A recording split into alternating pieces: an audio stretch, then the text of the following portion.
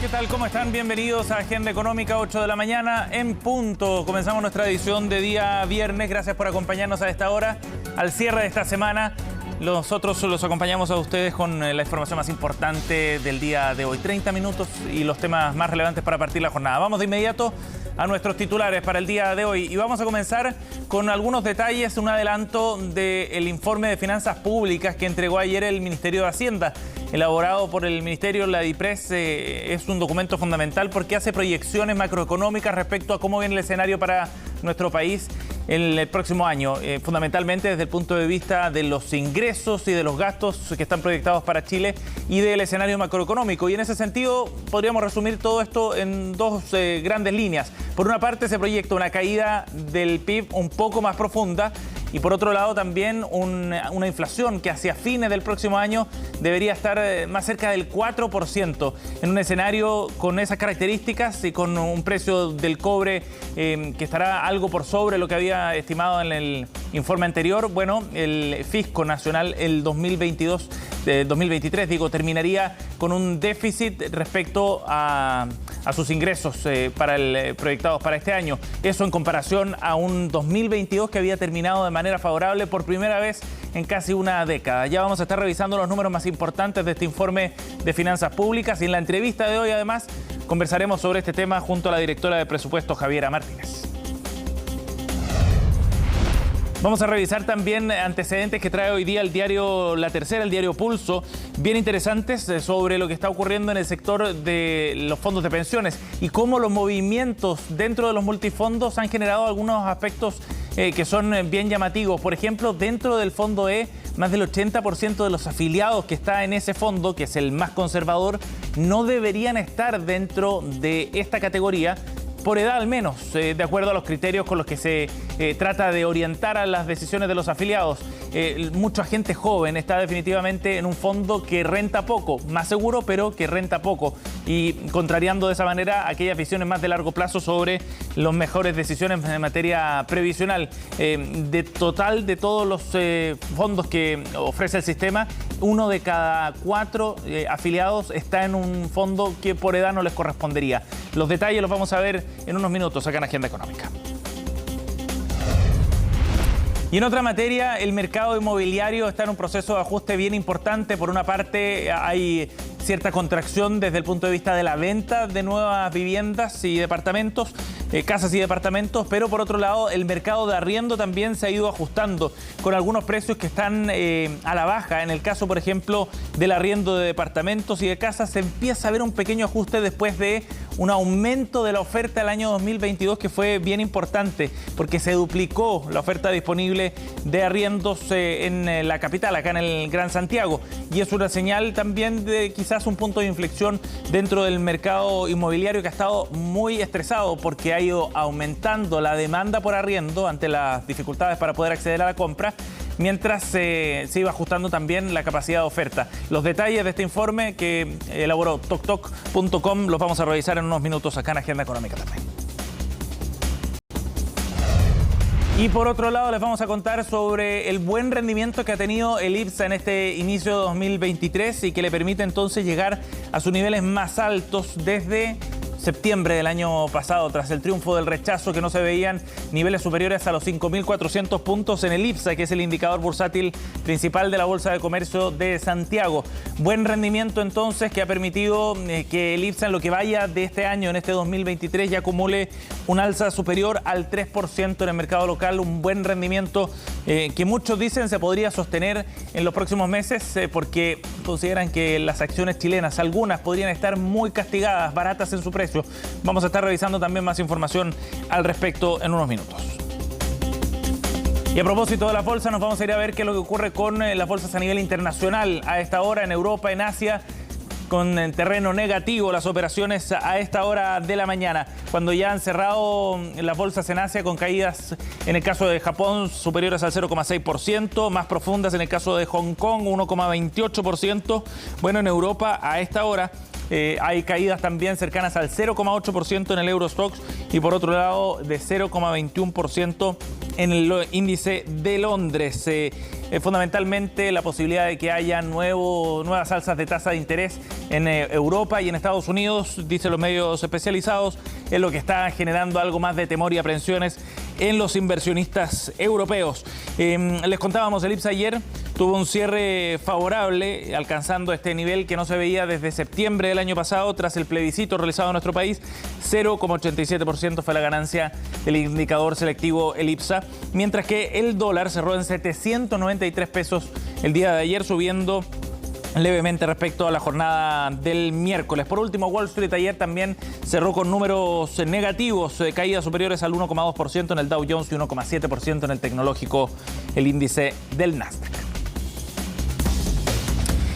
Bien, partamos entonces revisando los detalles, los números más importantes que trae este informe de finanzas públicas que elabora el Ministerio de Hacienda y la Dirección de Presupuesto y que mapea cuáles son las proyecciones para el año 2023 respecto al balance efectivo, al balance estructural, cuánto va a crecer la economía chilena y cómo eso va a repercutir en las cuentas fiscales. Veamos algunos de los números más importantes. Ya les contábamos que hay una corrección a un menor crecimiento durante este 2023. Acá está el detalle: con una caída de 0,7% cerraría este año la economía nacional. El dato es levemente más negativo respecto a lo que se había proyectado en el informe de finanzas públicas que se había hecho para el tercer trimestre de 2022. Recordemos que este es un informe que se va actualizando trimestre a trimestre. Hay en ese sentido entonces una corrección a la baja, un escenario algo más pesimista proyectado en este informe de finanzas públicas. Por otro lado, si uno desglosa cómo se compone ese PIB, hay una actividad minera que va a estar más robusta, pero el PIB no minero, todos los otros sectores económicos tendrán una caída más fuerte, 1,7%, con características del escenario externo fundamentalmente que inciden en la actividad económica a nivel local, de acuerdo a la estimación que hace este informe de finanzas públicas. La inflación, por otra parte, cerraría el mes de diciembre de 2023 en torno al 4%. Ese sería el dato de inflación para el cierre del año, con un IPC promedio que estaría en torno al 7,3% para este 2023. Y por último, el déficit. Producto de este escenario macroeconómico, esto va a incidir también en los niveles de ingresos que tiene nuestro país y cerraría el año 2023 con un déficit de 2,4%. Es decir, se va a gastar más de lo que ingrese a las arcas fiscales durante este año, sobre la base de un precio del cobre que estaría bordeando los $3,74 la libra. Evidentemente que esos son supuestos y puede ir variando en el camino, pero este dato de déficit es bien interesante pensando que el 2022 habíamos cerrado con un nivel de superávit de 1,1%, lo que no se veía en casi 10 años. Y es bien interesante ver de qué manera entonces para este 2023 se proyecta un escenario en ese sentido que deteriora de alguna forma las cuentas fiscales. Veamos más información también respecto a este informe de finanzas públicas, porque hay más antecedentes también en relación, por ejemplo, a cómo va a ir variando la demanda interna también, que va a ser un factor bien relevante. Hay una caída en ese sentido de 3,7%. Se ve algo más fuerte la demanda interna respecto al informe anterior. Y acá vienen proyecciones luego para lo que vendrá a partir de 2024 y por los siguientes 4 años. Hay una caída también en las estimaciones, un recorte de la proyección de crecimiento de un PIB de 2,9%, una recuperación para el año 2024. Se ajusta a la baja a la proyección para el 2027 en torno al 2,4%. Chile va a perder capacidad de crecimiento en el mediano plazo, lo que estima este informe de finanzas públicas, con una inflación ya acercándose al rango meta, cercano al 3%, y con un déficit en las cuentas públicas que recién vuelve a tener un superávit, números en verde, a partir del año 2027. Déficit proyectado entonces para el 2024, 25, 26 en terreno negativo, recién el 2027 en terreno positivo. Y eso va a ir repercutiendo también en niveles de deuda que se van a estabilizar en torno al 41% hasta el año 2026 y luego bajarían al 40,4% del Producto Interno Bruto. Recordemos que la deuda pública ha ido subiendo y de manera bien sostenida en los últimos años en nuestro país, pero lograría ir estabilizándose. Esto es uno de los objetivos precisamente que se ha planteado el gobierno del presidente Gabriel Boric en materia de finanzas públicas. Vamos a tener la posibilidad de profundizar además en estos números. En la entrevista del día de hoy estaremos con la directora de presupuesto, Javiera Martínez, aquí en Agenda Económica. Bien, 8:10. Vamos a ir a otro tema. Ya les contábamos ayer de la baja en el precio de los combustibles después de los ajustes que se hicieron en el MEPCO y la forma de cálculo para estas reducciones de precio que se ven cada 3 semanas en las bombas de benzina. Ha habido una caída bien fuerte durante esta semana superior a los 20 pesos y eso se podría extender incluso hasta comienzos de marzo, de acuerdo a estos nuevos ajustes de los precios de los combustibles que siguen a la baja, afortunadamente. Los detalles los vamos a ver en la siguiente nota. Va a salir alrededor de 45 a 50 lucas en la hecha de benzina aquí, pues, y 50.000 pesos cuesta ganarlo. Pues. Complejo ha sido el panorama para los trabajadores que dependen del precio de las bencinas. Los valores se elevaron fuertemente durante el 2022, pero este año, y debido a la modificación de la ley que regula el mecanismo de estabilización de precios de los combustibles, los precios han ido a la baja. Haciendo que los ajustes de los precios sean cada 3 semanas en vez de cada una semana. Así, el pasado 25 de enero, la Empresa Nacional del Petróleo informó por primera vez un cambio en el precio de los combustibles y hoy también vuelve a informar un descenso en el precio de los combustibles. En específico, la benzina de 93 y 97 octanos tuvieron una baja de 22,1 y 23 pesos por litro respectivamente. El diésel registró una disminución mayor de 30,7 pesos por litro. Esta semana solo el gas licuado de petróleo sufrió un alza de 12,2 pesos por litro. Esto marca el mayor traspaso acumulado que se ha tenido en estos 21 días, principalmente explicado por el tipo de cambio, la apreciación del tipo de cambio y por la estabilidad y la variación en torno a $85 en el precio del petróleo. Al tomar la variación de precios solamente de este año, se puede apreciar que la benzina de 93 octanos ha disminuido 70,3 pesos por litro. La de 97, en tanto, ha bajado 78 pesos por litro, mientras que el diésel un poco menos, 68,5 pesos por litro. El gas licuado de petróleo es el combustible que ha presentado una menor variación, con una baja de solo 12,6 pesos por litro. Por ejemplo, en esta bencinera ubicada en la comuna de Quinta Normal, el precio de la benzina de 93 octanos es de 1.163 pesos por litro. A principios de enero de este año, el precio bordeaba los 1.233 pesos por litro. Una baja de los combustibles en esta nueva lógica. El año anterior tuvimos una menor oferta a nivel mundial, cosa que encareció por una mayor demanda. Con menor oferta encareció los precios del barril de petróleo y también con un dólar que llegó algún minuto a mediados de año pasado a sobrepasar la barrera de los 1.000 pesos. Lo que muchos se preguntan es cómo será la variación de los precios de los combustibles para los próximos meses, considerando las modificaciones que se hicieron a la normativa y el resto de los factores que inciden. Lo que se espera a mediano plazo es que también el precio se mantenga a la baja, porque por una parte hay compromiso de compra futura que ya están a precio barato. Y eso se va a mantener en forma estable por lo menos de aquí a abril, mayo. Vemos la tendencia que hay mayor oferta mundial del barril de petróleo, mayor oferta baja los precios, tenemos un tipo de cambio que también se visualiza, se proyecta que va a estar en torno a los 800 pesos en mediano plazo también, por lo tanto son buenas noticias. Una buena noticia para el bolsillo de quienes utilizan diariamente el combustible. Ojalá que siga así y que baje un poquito más y que se mantenga, porque eso que sube, baja, no, así no se puede. Todavía es poco, demasiado poco, tiene que bajar mucho más todavía. Bastante bien, pues. Porque teníamos alza constantemente antes de. La próxima variación del precio de los combustibles será en 3 semanas más. Se espera, eso sí, que las bajas continúen. En caso de querer buscar los mejores precios por ciudad y región, los puede encontrar en la página web benzinenlinea.cl.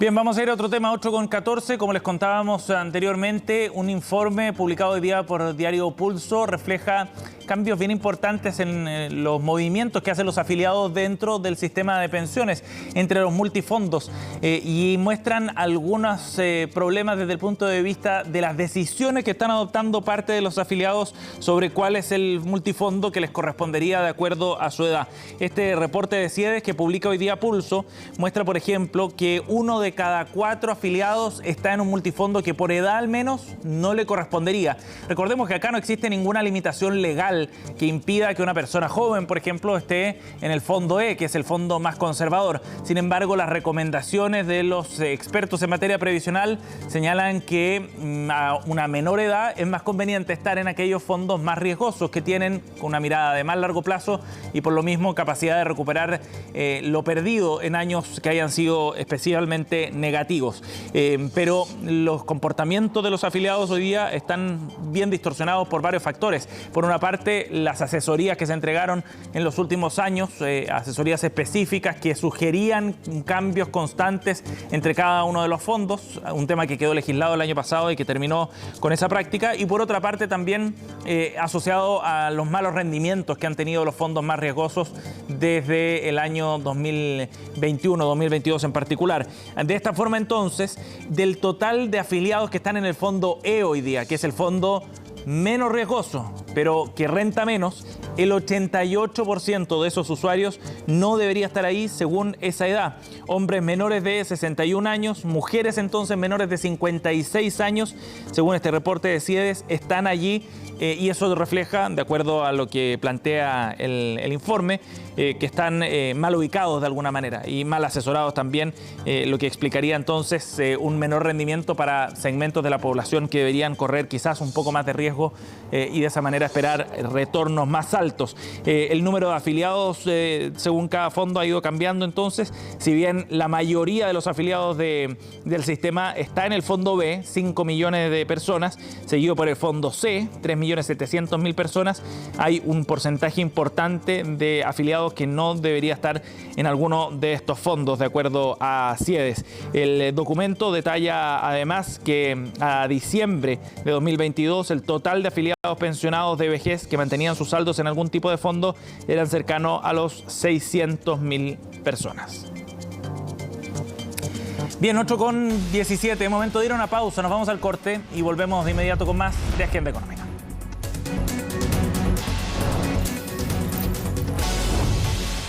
Bien, estamos de vuelta aquí en Agenda Económica, 8:20 minutos, para profundizar en este informe de finanzas públicas que conocimos ayer con algunas proyecciones que hace el Ministerio de Hacienda y la Dirección de Presupuesto. Vamos a profundizar en este tema junto a la directora de Presupuestos, Javiera Martínez, quien está en contacto con nosotros a esta hora. Gracias por el contacto, directora, muy amable. Hola, buenos días. Gracias por conversar con nosotros. Bueno, partamos analizando algunos de los detalles. Me gustaría primero partir sobre los supuestos macroeconómicos que están contenidos en este informe y en particular en la proyección de crecimiento. Habría una contracción de la economía cercana al 0,7%, son 2 décimas más respecto a lo que habíamos visto en el informe de finanzas públicas anterior. ¿Qué es lo que explica ese cambio y esa corrección en este informe de finanzas públicas, directora? Bueno, yo creo que comenzar diciendo que efectivamente este es un informe de finanzas públicas que se va actualizando durante el año, cuatro veces al año, y la última actualización la teníamos del mes de septiembre. Lo que explica esta variación en la cifra de crecimiento es principalmente, primero, dado que el crecimiento este año fue mayor también a lo esperado, hay un efecto base que tiene un efecto de disminución al próximo año. Ajá. Y porque como son variaciones anuales, y lo segundo también es un menor impulso externo observado en la economía global. Pero esas son las dos principales incidencias que tiene hoy día el informe de finanzas públicas, pero que de alguna manera también ya está integrado en el mercado por los últimos meses, porque esto efectivamente era una medición a agosto, septiembre del año pasado. Ajá. Directora, ¿eso no significa necesariamente entonces que haya una visión más pesimista sobre la marcha de la economía para este año? No significa, principalmente porque estamos hablando de un efecto base del año anterior que fue superior. Entonces, es el ajuste que sabemos que tiene que tener la economía ha ido un poco más lento de lo esperado finalmente. Ajá.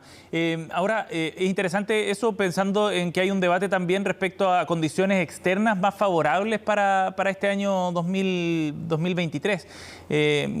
Lo han planteado distintos economistas de distintos sectores también, José Luis Daza, Aldo Lema.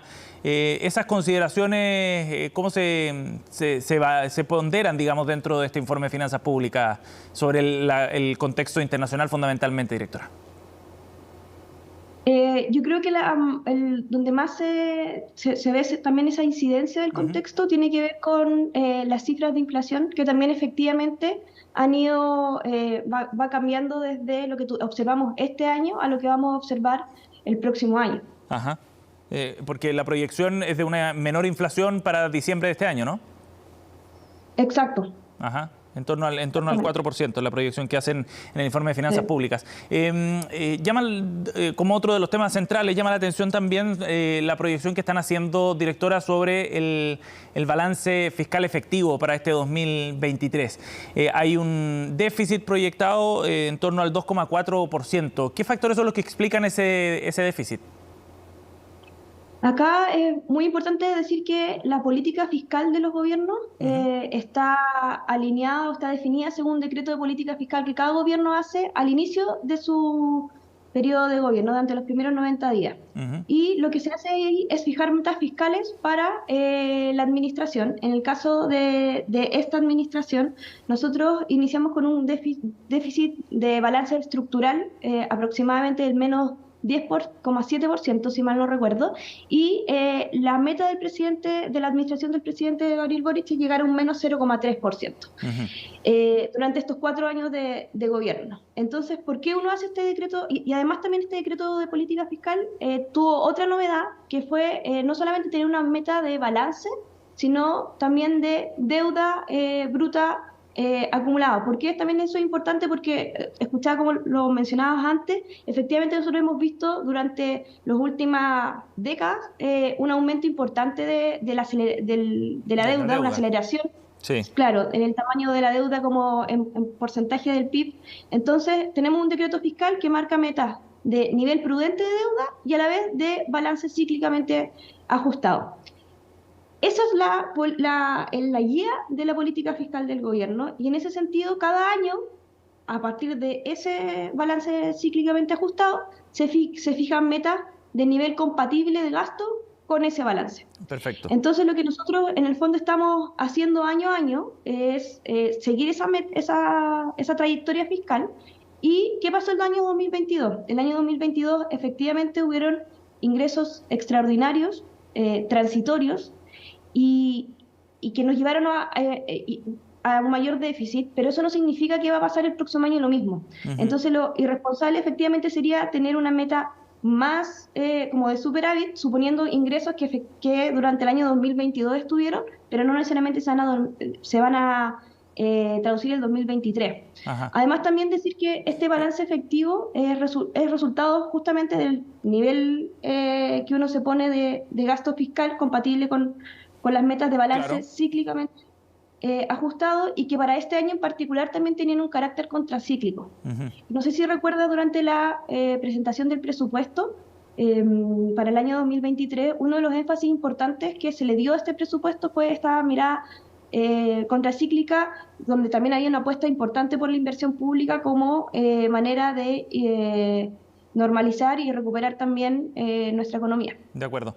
Ahora, considerando entonces esos factores transitorios que explicaron el superávit que se registró en 2022, ¿no está proyectado que se repita un escenario similar, por ejemplo, desde el punto de vista del precio del litio, que empujó los ingresos del fisco el año pasado?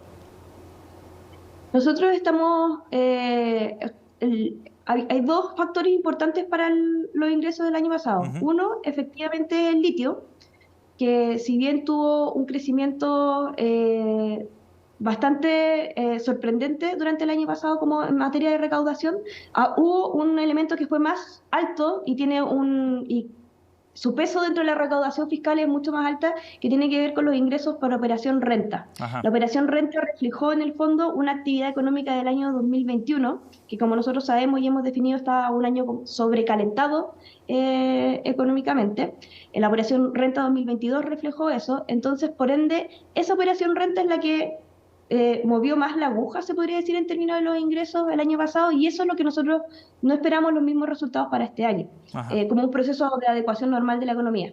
En cuanto al litio, que si bien también acá hay una corrección al alza de los ingresos del litio, dos cosas importantes. Uno, que si bien es un aporte importante, todavía no tiene el mismo peso que la recaudación tributaria de operación renta como lo vimos el año pasado, pero también por otra parte, y acá es importante que también alineado con las recomendaciones del Consejo Fiscal Autónomo, ellos nos dicen que hay que tener prudencia fiscal con respecto a los ingresos del litio, porque es una fuente de ingresos que estamos recién conociendo.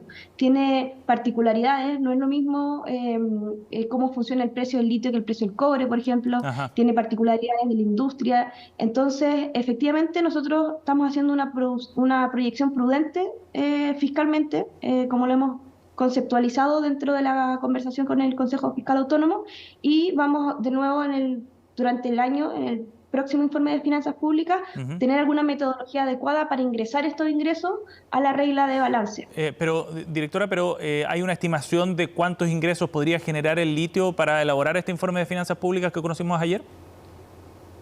Sí, nosotros registramos los ingresos del litio bajo el subtítulo de rentas de la propiedad. Y ahí efectivamente esa variación entre el IFP anterior y este es un aumento de aproximadamente un 68%, lo que deja más o menos 2.200 millones, millones 2 billones para el próximo año con respecto a la renta de la propiedad. Renta de la propiedad incluye, o sea, mayoritariamente es litio. Entonces eso efectivamente hay un ajuste.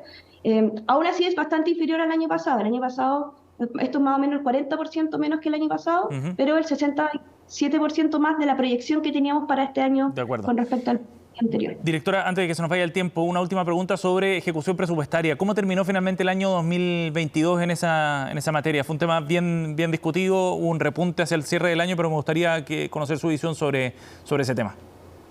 Sí, efectivamente yo creo que hay dos titulares de la ejecución presupuestaria del año pasado. La primera tiene que ver con el gasto corriente. El gasto corriente también necesita una consolidación fiscal, o sea, una adecuación de la cantidad de gasto corriente que estaba haciendo el fisco con respecto al año 2021, que fue el año de la Universidad Universal principalmente, y ahí hubo una contracción del 26%, que estaba en línea con lo presupuestado el 2022, o sea, hubo una disciplina fiscal del gobierno en ese sentido. Y por otra parte, en términos de la ejecución del gasto hubo de capital, que es de la inversión, de los programas de infraestructura. Eso tuvo un aumento de ejecución de un 4,1% año a año. Entonces, también una buena noticia porque efectivamente esos son recursos que se utilizan para dinamizar también la economía. O sea, además de proveer servicios, también sirven para aquello. Bien, directora, gracias por conversar con nosotros esta mañana para abordar más detalles del informe de finanzas públicas. Que esté muy bien, buen día. Gracias a ti. 8:31, gracias por acompañarnos, cerramos Agenda Económica. En minutos vamos a comenzar la revisión de Noticias Express acá en CNN.